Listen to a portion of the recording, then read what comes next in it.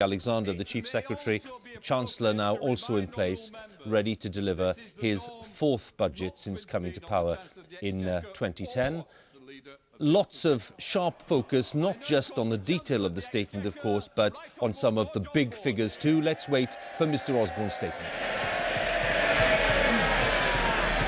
Mr Deputy Speaker, this is a budget for people who aspire to work hard and get on. It's a budget for people who realise there are no easy answers to problems built up over many years, just the painstaking work of putting right what went so badly wrong. And together with the British people, we are slowly but surely fixing our country's economic problems. We've now cut the deficit, not by a quarter, but by a third. We've helped business create not 1 million new jobs, but 1.25 million new jobs. We've kept interest rates at record lows. But, Mr Deputy Speaker, despite the progress we've made, there's much more to do. And today I'm going to level with people about the difficult economic circumstances we still face and the hard decisions required to deal with them. It is taking longer than anyone hoped, but we must hold to the right track. And by setting free the aspirations of this nation, we will get there. Our economic plan combines monetary activism with fiscal responsibility and supply-side reform. And today we go further on all three components of that plan: monetary, fiscal and supply-side reform. But we also understand something else more fundamental. Our nation is in a global race, competing alongside new centres of enterprise around the world for investment and jobs that can move anywhere. And what was the response of those who came before us? To expand the state in a way we couldn't afford, to drive businesses overseas with taxes that became more and more uncompetitive, to let schools fail, to deplete our skills base, let a bloated welfare system pick up the human casualties and assume that an uncontrolled banking boom would pick up the bill. To win in the global race, we are doing the exact opposite. Building a modern, reformed state that we can afford. Bringing businesses to our shores with competitive taxes.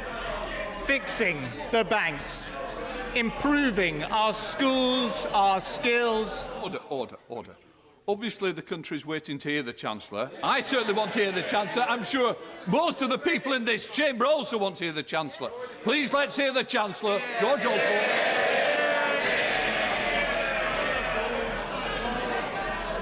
For years, Mr Deputy Speaker, people have felt that the whole system was tilted against those who did the right thing, who worked, who saved, who aspired. These are the very people we must support if Britain is to have a prosperous future. This is a budget for those who aspire to own their own home, who aspire to get their first job or start their own business. A budget for those who want to save for their retirement and provide for their children. It is a budget for our aspiration nation.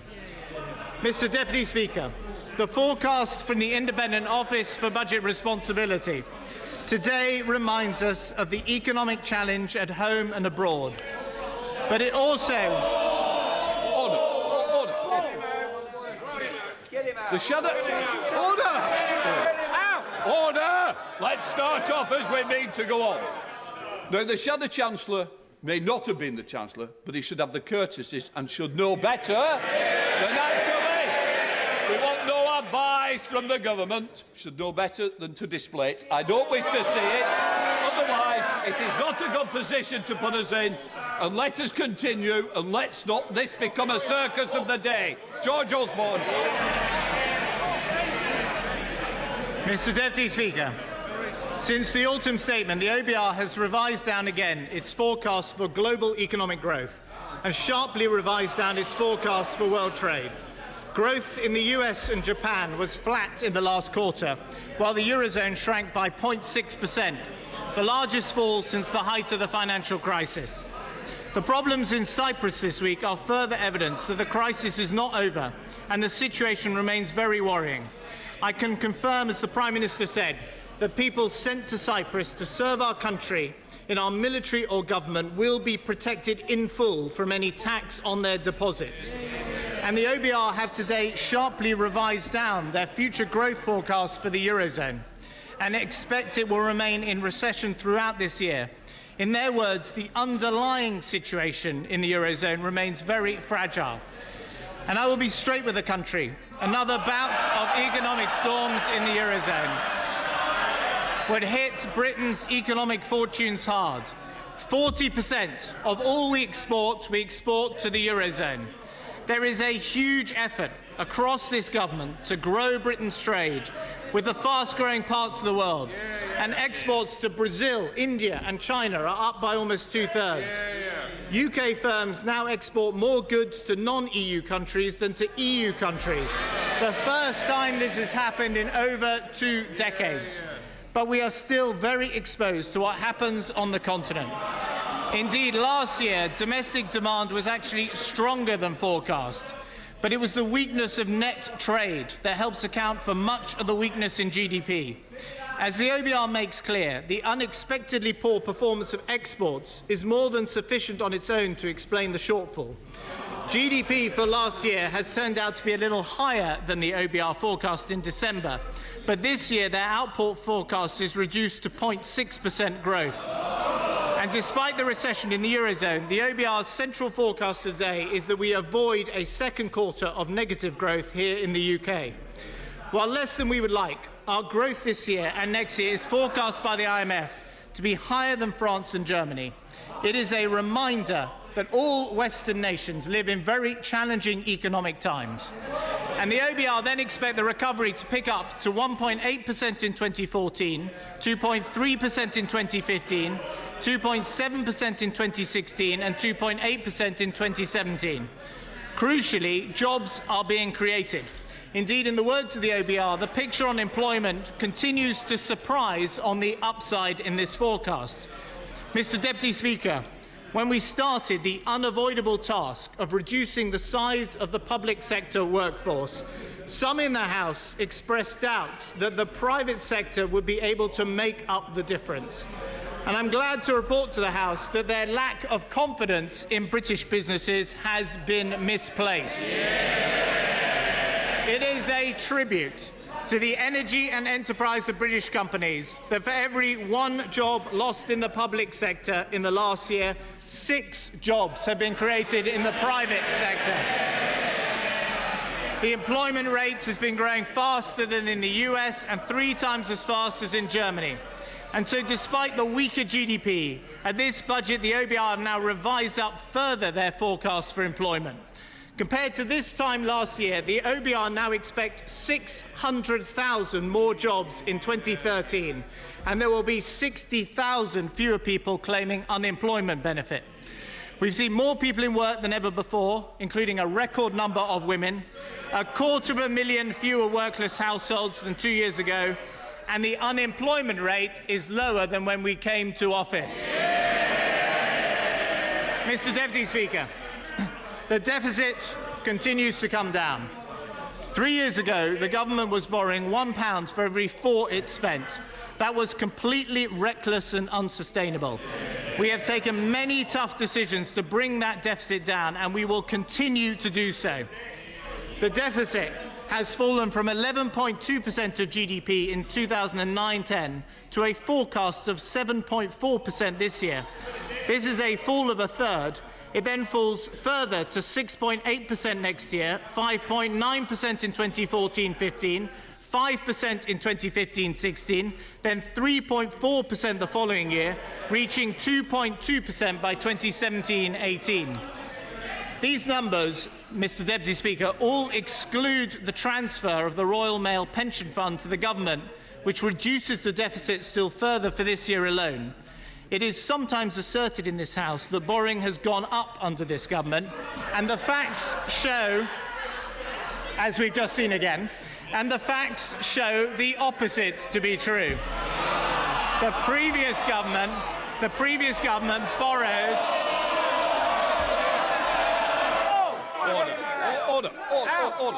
Order!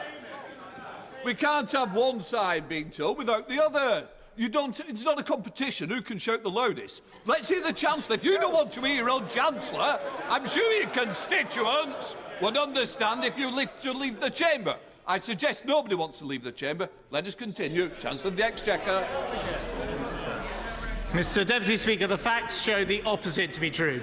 The previous government borrowed £159 billion in its last year in office. This year, this government is forecast to borrow £114 billion. That's not more borrowing, that's £45 billion a year less borrowing. Borrowing then falls from £108 billion next year and falls again to £97 billion in 2014-15, then £87 billion in the last year of this Parliament, before falling again to £61 billion and £42 billion in the following 2 years. And to ensure complete transparency, the OBR published the numbers without the APF cash transfers. They show that on that measure too, borrowing is just forecast to fall. We've committed at the start of this Parliament to a fiscal mandate that said we would aim to balance the cyclically adjusted current budget over the following rolling 5 years. And I can confirm that the OBR says we are on course to meet our fiscal mandate and meet it 1 year early. However, the likelihood of meeting the supplementary debt target has deteriorated.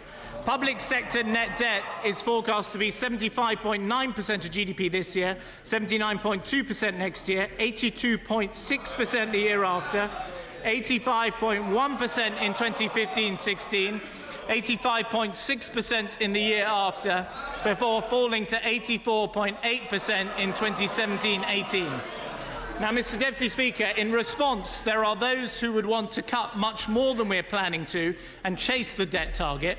I said in December that I thought that with the current weak economic conditions across Europe, that would be a mistake.